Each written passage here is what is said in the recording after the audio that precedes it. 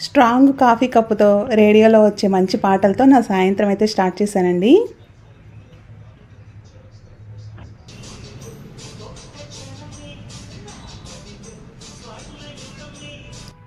Climate ఏమో two గుడ్‌గా ఉంది. రేడియోలో కూడా మంచి మంచి పాటలొస్తున్నాయి.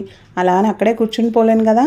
పిల్లల కోసం స్నాక్స్ అయితే ప్రిపేర్ చేయాలని చెప్పి కిచెన్‌లోకైతే వచ్చేసాను. మా పిల్లలకేమో కాను, కారపూస, కజ్జికాయలు తిని తిని మొహం మొత్తేసిందంట. మొన్న తొలి ఏకాదశి పండగ కదండీ! అందుకని చెప్పి కజ్జికాయలు, కారపూస చేశాను.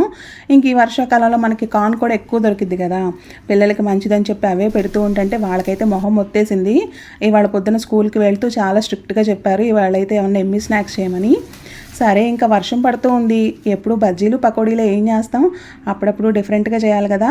అందుకని వేడి వేడిగా వెజ్ మంచూరియా అయితే చేసేస్తున్నాను పిల్లలకి. చాలా ఇష్టం మా పిల్లలకైతే ఇది. స్పైసీగా, జ్యూసీగా వేడి వేడి వెజ్ మంచూరియా.